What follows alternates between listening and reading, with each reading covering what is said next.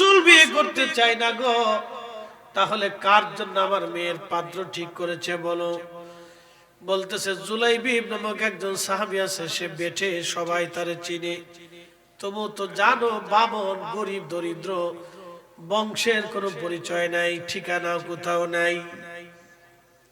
ঠিক তখনই মহিলা ডাক দেয়, বলতেছে স্বামী রে, আল্লাহর কসম করে বলি, এই পুরুষের সঙ্গে আমি আমার মেয়ের বিবাহ দিতে পারবো না, এটা সম্ভব না। এই ছেলের সাথে রসুল বলল আমি বিয়ে দেব না। ওইসে না কাজ, বেটি আরো বাড়াই বেড়ে বলেছে। মেয়েটা ঘরের ভিতর থেকে শুনতেছিল বাবা এবং মায়ের কথোপকথন। আল্লাহ রসুলকে তারা এইভাবে সম্মান করে এবং ভালোবাসে এবং ভয় পায়। এখনো 1450 বছর পরেও, 1450 বছর আগে কেমন ছিল আপনি হিসাব করেন, 1450 পরে মদিনার মানুষ এইভাবে রসুলকে সম্মান করে। ঠিক তখনই আল্লাহর নবী ডাক দিছে, জুলাইবিব তোমার বিবাহের সামানা জোগাড় করো। এখনকার দিনের মতো এত বিরাট আয়োজনে বিবাহের ব্যবস্থা ছিল না। এখন তো বিবাহের এমন সিস্টেম হয়েছে, সারা রাত ডেকশো খালি কুকু কুকু কুকু কুকু কুকু কুকু। আমাদের দেশে বিবাহে অনেক কাজী বিয়ে পড়ায়, কিন্তু মুইতেও পানি নেই না। কি কথা কর না কেন? অনেক কাজী আছে ফ্যাশন করে পানি নেয়, এত ধৈর্যই না, আগে গোসল করাবে। আল্লাহ নবীর একজন সাহাবী ছিলেন, তার নাম হযরত জুলাইবিব। আমাদের দেশে দেখবেন কিছু মানুষ আছে বেঠে, ছোট ছোট মানুষ বেঠে, যারা আমাদের আঞ্চলিক ভাষায় বলে আমরা বামন। তো জুলাইবিব বেঠে ছিলেন, ছোট্টকালে তিনি হারিয়ে গেলেন, খুঁজে পাওয়া যায় না জুলাইবিবকে, বাবা মা থেকে হারিয়ে গেলেন তিনি। ঘুরতে ঘুরতে ছোট্ট জুলাইবিব আমার রসুলের দরবারে এসে পড়ে গেলেন।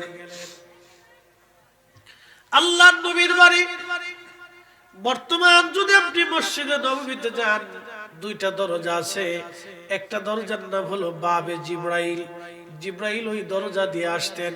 আর একটা দরজার একটু বাবে জিব্রাইলের পাশে বাবুন নেসা, মহিলারা ওই দরজা দিয়ে ঢুকে আল্লাহর নবীর কাছ থেকে মাসলা মাসাইল কোরআন হাদিস জানতেন। ওই বাবুন নেসা দিয়ে বর্তমানে আপনাকে ঢুকানো হবে রিয়াজুল জান্নাতে।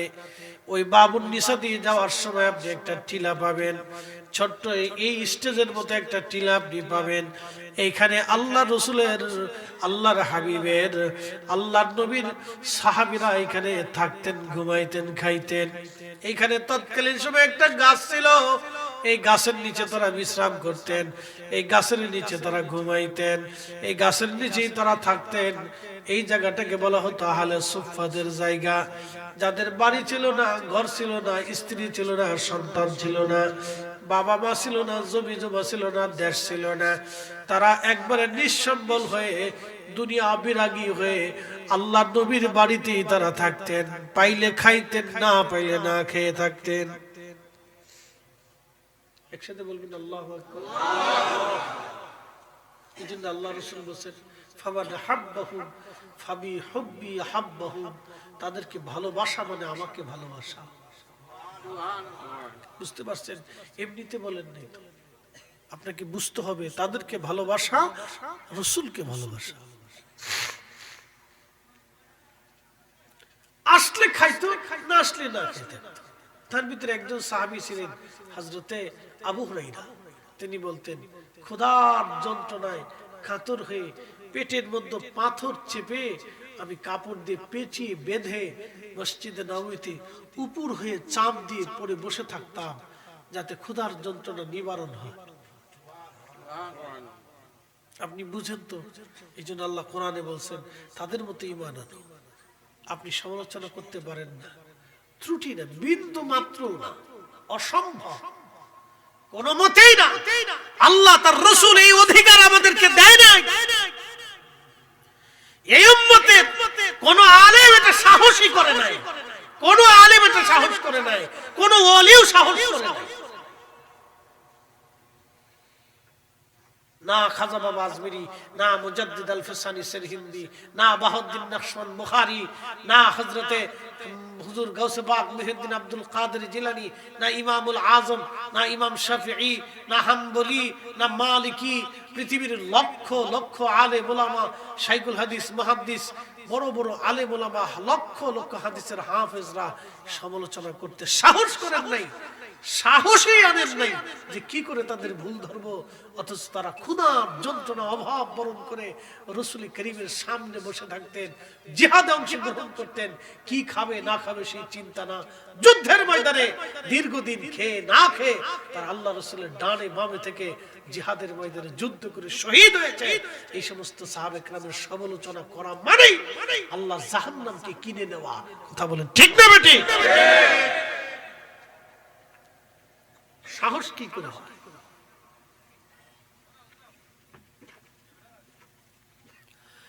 প্রিয় উপস্থিতি, মনোযোগ দিয়ে কথাগুলি শুনে যাবেন। আল্লাহ তাদের ব্যাপারে বলে দিলেন, আমি আল্লাহ তাদের উপরে খুশি, তারা আমি আল্লাহর উপরে খুশি। ছোট্ট সাহাবী জুলাইবিবের ছোট্ট জীবনী আপনাদেরকে শোনাই দিয়ে যায় রাসূল প্রেম কাকে বলে। দেখেন, হযরত জুলাইবিব ঘুরে ঘুরে নবীর দরবারে পড়ে গেলেন, ওই আহলে সুফফার সাহাবী হয়ে গেলেন।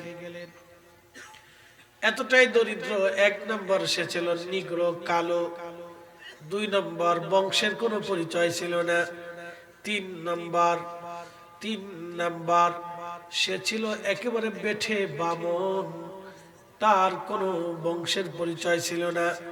বাবা মা কোথায় কোথায় দেশ সে নিজেও জানতো না।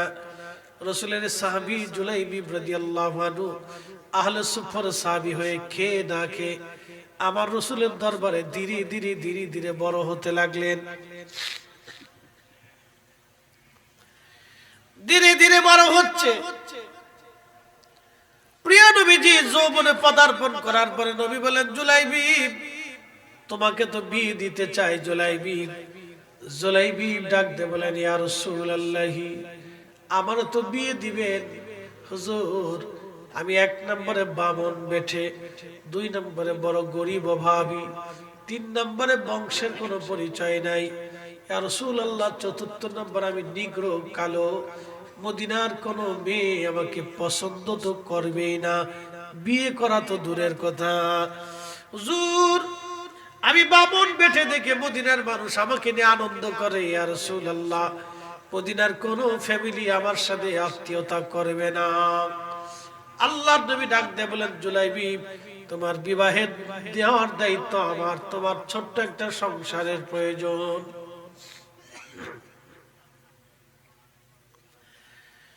কিছুদিন পরে প্রিয় নবীজি মদিনার এক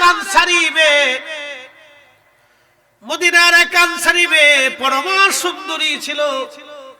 আপনি যদি কোনোদিন মদিনাতে যান তাহলে দেখবেন মদিনার মানুষের মতো এত ভদ্র, এত নম্র কোথাও আপনি জগতে কোথাও খুঁজে পাবেন না। একসাথে বলবেন আল্লাহু আকবার। বলে, হুজুর কারণ কি? আগে থেকেই ভদ্র, জন্মগত সূত্রেই তারা ভদ্র।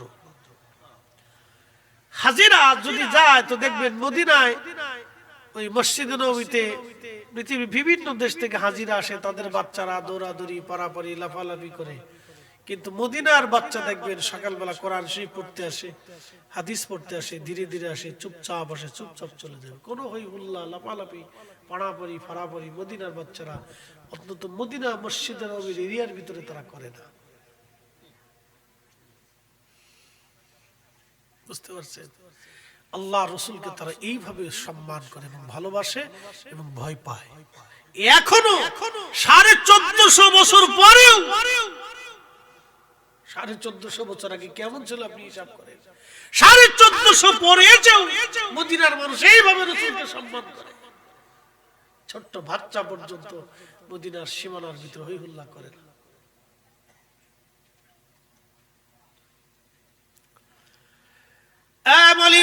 মুসলমান জুলাইবিব বিয়ে করবে নবীজি পাত্রী পছন্দ করেছে এক আনসারী সাহাবীর পরমা সুন্দরী মেয়ে। আনসারী সাহাবীকে নবী ডাক দিয়ে বললেন, সাহাবী তুমি কি তোমার মেয়েটাকে বিবাহ দেবা?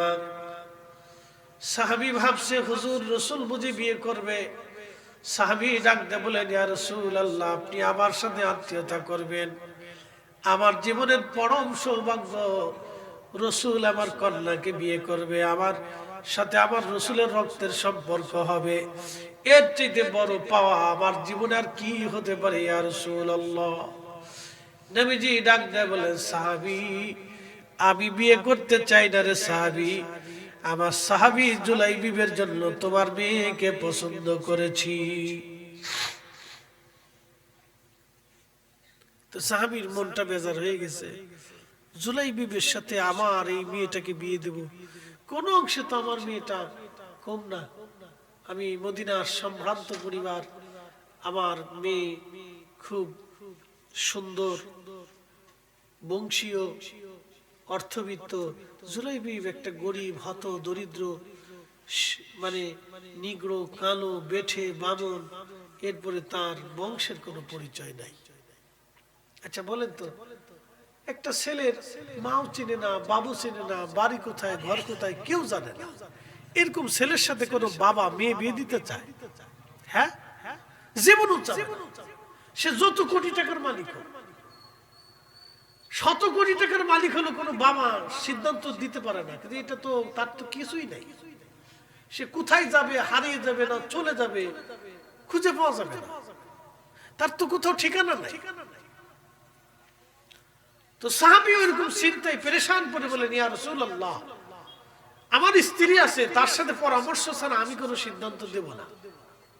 দেখেন যে সাহাবীরা জীবন দিয়ে ভালোবাসে সেই সাহাবী এই উত্তর দিয়ে বসছে। এখন আপনি বলেন এই কথার উপরে আমরা কি এই সাহাবীর ভুল ধরতে পারি, তার মন্দ বলতে পারি? অবশ্যই না, কারণ তারা দিল থেকে রাসূলকে ভালোবাসতেন।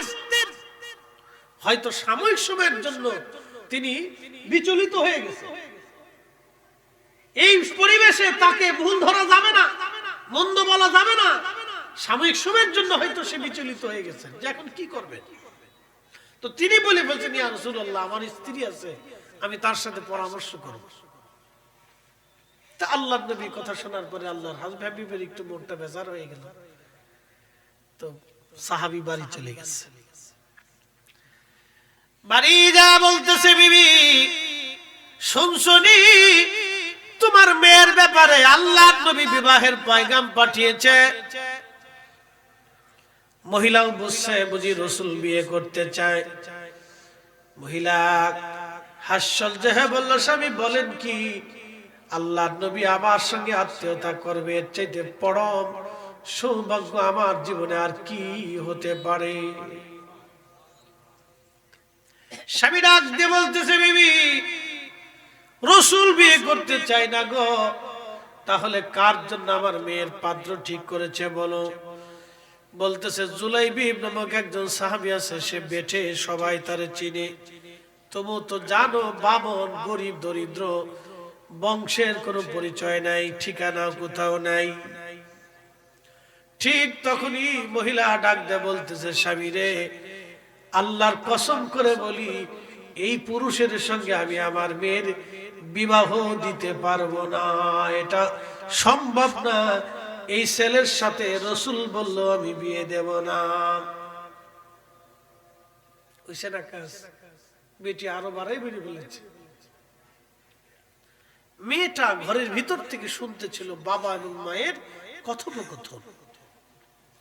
মেয়েটা তার রুম থেকে বাবা মা রুমে আসছে, এসে বলতেছে, মা এবং বাবা বলেন কি হয়েছে, কি নিয়ে গল্প করতেছে। বলতেছে, বেটি রে রাসূল তোমার বিবাহের পয়গাম পাঠিয়েছে, জুলাইবিব নামক একজন বেঠে বামন সাহাবী, তুমি তো তাকে চিনোই, নাম শুনেছ, হত দরিদ্র, বংশের কোনো পরিচয় নাই, বড় অভাবী, তার সাথে তোমার বিবাহ হতেই পারে না। মেয়েটা ধমক দিয়ে বলতেছে, বাবা মা কলিজার মধ্যে আপনাদের সাহস কি করে হয়, রাসূল আমার স্বামী পছন্দ করেছে, রাসূল পছন্দ করেছে আর আপনি নিষেধ করতেছেন যা আপনারা পছন্দ না করলেও আমার জীবনের পরম সৌভাগ্য যে আমার রাসূল আমার জন্য স্বামী পছন্দ করছে। আর জোরে জোরে জোরে জোরে সাহাবী রাসূল, এরা মদিনার মানুষ, এরা মদিনার মানুষ, এইভাবে রাসূলকে ভালোবাসত। বাবা মার সন্তানের প্রতি বেশি মহব্বতে তারা কিন্তু আল্লাহ রাসূলের কথাকে ডাইভার্ট করতে গেছিলেন, কিন্তু মেয়ে তাদের হুঁশ ফিরাই দিছে। রাসূল পছন্দ করছে, আমার স্বামী রাসূল পছন্দ করছে, এর চাইতে চরম সৌভাগ্য আমার জীবনে আর কিছু হতেই পারে না। একসাথে বলবেন আল্লাহু আকবার। এইজন্য আল্লাহ বলেন আমিনু কামা আমানান নাস, আমার সাহাবীরা যেইভাবে ঈমান আনছে তোমরা সেইভাবে ঈমান আনো। এই স্থানে যদি আমরা হতাম তাহলে আমরা বলতাম এই মেয়ে চুপ করো, তুমি বেশি বুঝো না আমরা বেশি বুঝি। কি কথা বলেন না কেন? কিন্তু তখনই বাবা মার হুঁশ ফিরে আসছে, তখনই বাবা মা বলতেছে হ্যাঁ মেয়ে কথা তো সত্য। তখনই বাবা দৌড় দিচ্ছে, সাহাবী দৌড়ে আল্লাহ রাসূলের সামনে যে বলতেছে ইয়া রাসূলুল্লাহ ভুল হয়ে গেছে, আমার মেয়েটা আপনার প্রস্তাবে রাজি, হুজুর আপনি বিবাহের ব্যবস্থা করেন, আমিও রাজি। এই জন্য সাময়িক বিষয়টাকে ধরে সাহাবায়ে কেরামের সমালোচনা করা যাবে। তারা জীবনের সব কিছু দিয়ে রাসূলকে ভালোবাসে।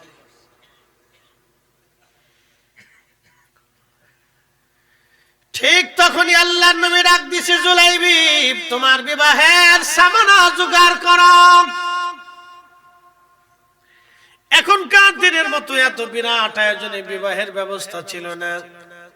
এখন তো বিবাহের এমন সিস্টেম হয়েছে সারা রাত ডেক সকালে কুকু কুকু কুকু কুকু কুকু কুকু,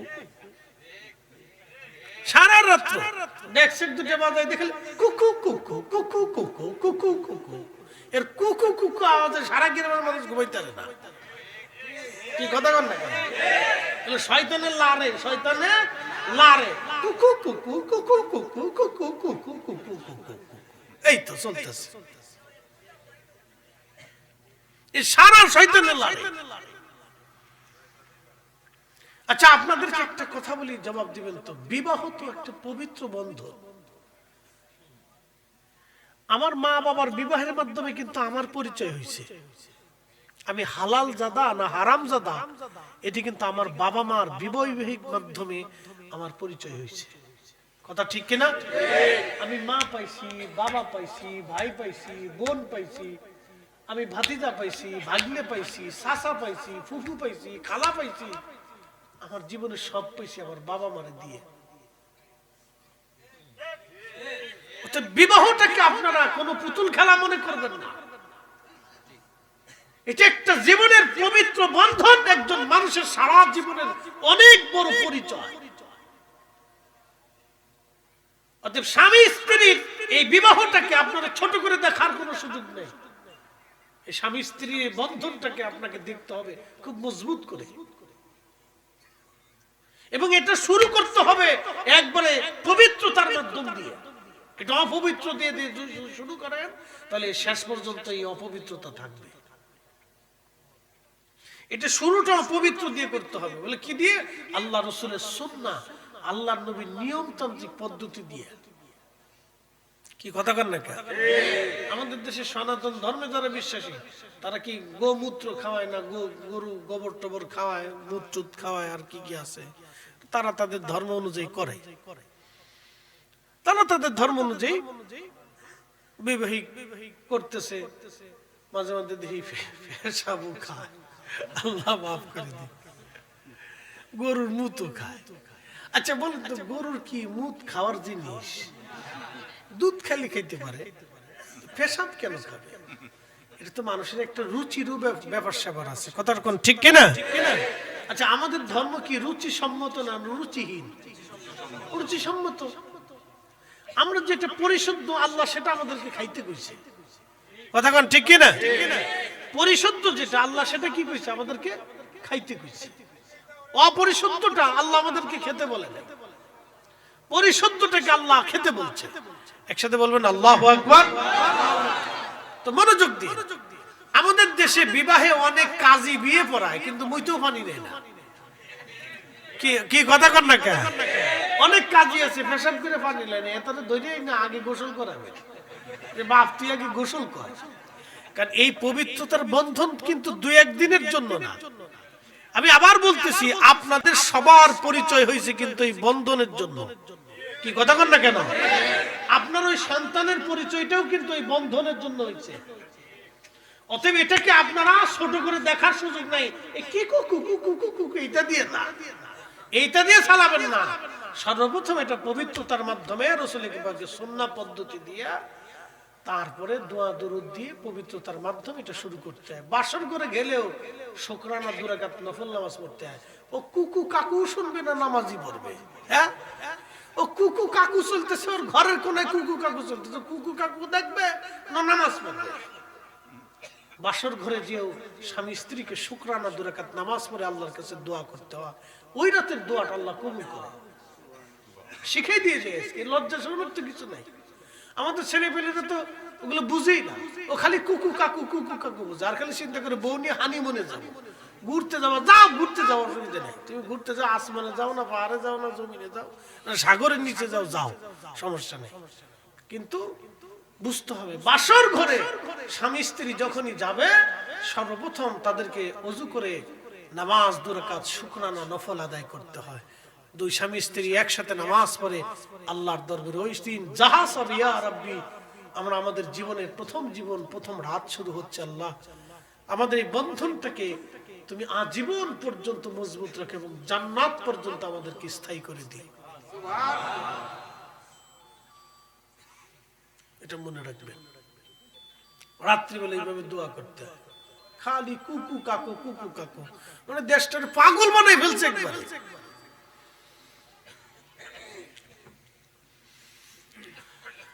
প্রিয় উপস্থিতি, মনোযোগ দিবেন। হাজিরিন, বৈবাহিক জীবনটাকে ছোট করে দেখার কোনো সুযোগ নাই। এটা আমাদের জীবনের পরিচয়, জীবনের বন্ধন। আমরা আমাদের পরিচয় পেয়েছি বাবা মার বৈবাহিক বিবাহের হালাল পদ্ধতির মাধ্যমে। আল্লাহ আমাদের জীবনের পরিচয় দিয়েছে। অতএব ছেলে মেয়েদের বিবাহটাও আপনারা দিবেন পবিত্র বৈবাহিক বন্ধনের মাধ্যমে। আল্লাহ নবী, আল্লাহর হাবিব সাহাবীকে ডাক দেয়া বলেন, জুলাইবি, তুমি বিবাহের সামানা জোগাড় করো। সাহাবী গরিব মানুষ ছিলেন, হত দরিদ্র, অনেক কষ্ট করে তিনি বিবাহের সামানা জোগাড় করলেন। ধনী ধনী সাহাবীরা কিছু কিছু দিয়ে দিয়ে দিয়ে দিয়ে তার বিবাহের ব্যবস্থা হয়ে গেল। বিবাহের যখন ব্যবস্থা হলো, আল্লাহর নবী বিবাহ পড়াইলেন মসজিদের ভিতরে। ইজাব কবুল হয়ে গেল। নবীজি খেজুর ছিটে সবাইকে খাওয়াইলেন, সবাইকে খেজুর খাওয়াইলেন। অর্থাৎ আল্লাহর নবী সবাইকে খেজুর দিলেন, মিষ্টান্ন হিসেবে খেজুর আল্লাহর নবী খাওয়াইলেন। আল্লাহর হাবিব খেজুর খাওয়ানোর পরে নবীজি ডাক দিয়ে বলতেছে, সাহাবীরা, জিহাদের দামামা বেজে গেছে, যুদ্ধের দামামা বেজে গেছে, তোমরা আমার সাথে কারা কারা যুদ্ধে যাবা, চলে আসো। দেখেন, জুলাইবিবের কেবল বিয়ে হলো। হযরত জুলাইবিব রাদিয়াল্লাহু আনহু যখনই শুনতে পারলেন আল্লাহর নবী নিজে জিহাদের ময়দানে চলে যাবে, জুলাইবিব চিন্তা করলেন না যে নবীর জন্য জীবন পাইলাম, সংসার পাইলাম, স্ত্রী পাইলাম, শ্বশুর বাড়ি পাইলাম, আত্মীয়তার বন্ধন পাইলাম, ওই নবী জিহাদের ময়দানে চলে যাবে আর আমি শ্বশুর বাড়ি ঘুরে বেড়াবো, ভালো মন্দ খেয়ে বেড়াবো, তা হবে না, তা হবে না। আমি রাসূলের সঙ্গে জিহাদের ময়দানে চলে যাব। হযরত জুলাইবিব বউ রেখে দিয়ে জিহাদের ময়দানে আমার রাসূলের সঙ্গে চলে গেল। একবার জোরে বলা যাবে কি আল্লাহু আকবার?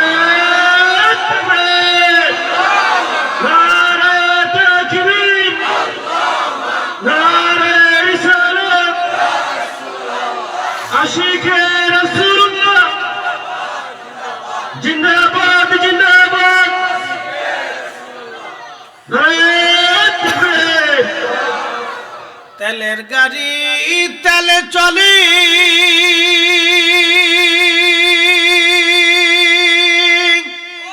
হাওয়ার গাড়ি হাওয়ায় উড়ে, বিনা তেলে